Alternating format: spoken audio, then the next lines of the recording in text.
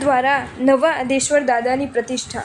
આ બાજુ પ્રથમનો જે મિથ્યાત્વી કપર્દી યક્ષ હતો તે કેટલાક અસુરો સહિત અનર્થ કરવાની ઈચ્છાએ કોપ કરીને પ્રથમની મૂર્તિમાં અધિષ્ઠિત થઈ જશે.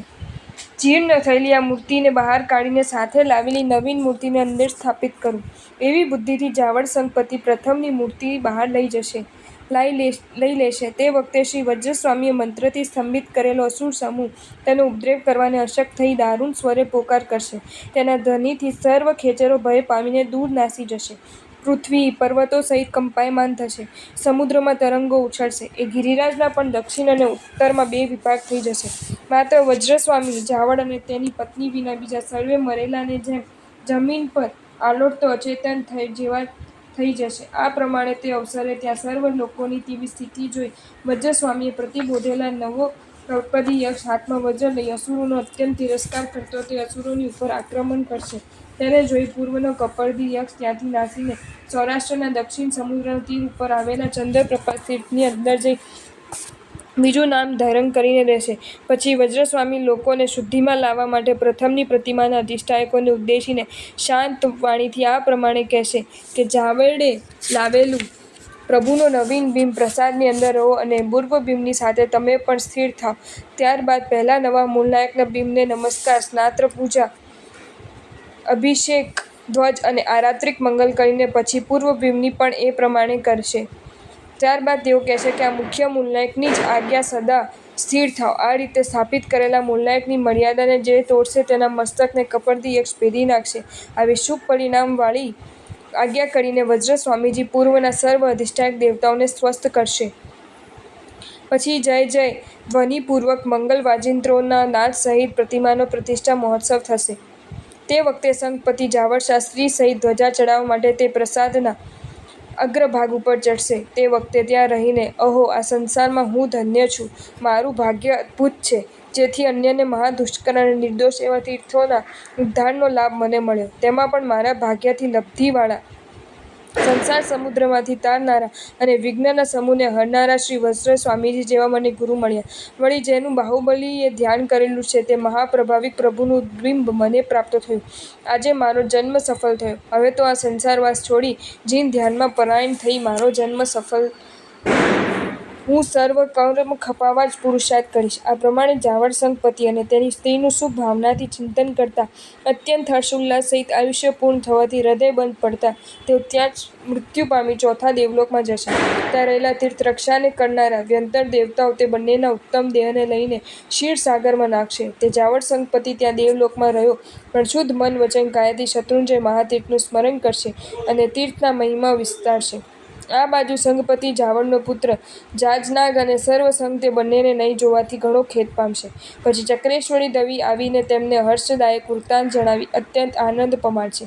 પછી જાજનાગ ગુરુ મહારાજના કહેવાથી સંઘને લઈને રૈવતાચલ પ્રમુખ તીર્થોએ લઈ જીનેશ્વર દેવોને હર્ષથી વંદન કરશે તથા સર્વ ઠેકાણે ચૈત્યો કરાવીને સર્વ કાર્યમાં પિતાનો આચાર પાળશે.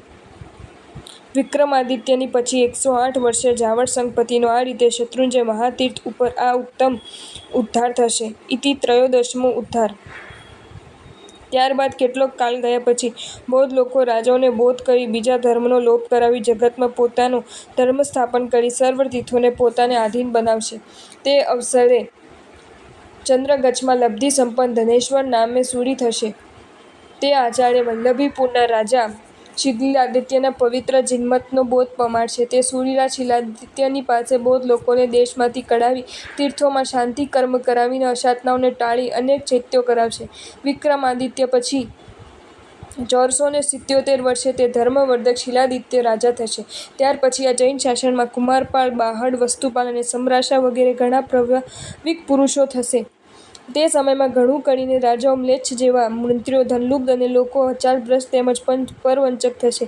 કેટલાક ગીતાર્થ સાધુઓ માત્ર લિંગ ધારનારા, કેટલાક આચારહીન, કેટલાક હીન વિદ્યામાં આદરવાળા અને પવિત્ર વિદ્યામાં અનાદરવાળા થશે.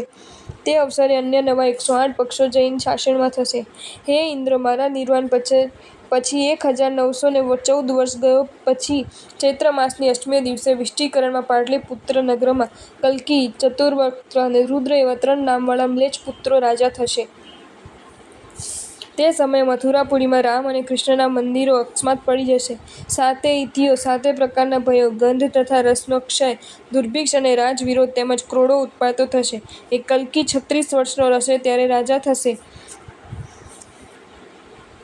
તે નંદ રાજાના સુવર્ણના સ્તૂપો ખોદાવશે. પછી દ્રવ્યનો અતિશય લોભી થઈ તે કલ્કી તે નગરીને ખોદાવીને પણ ગ્રહણ કરશે.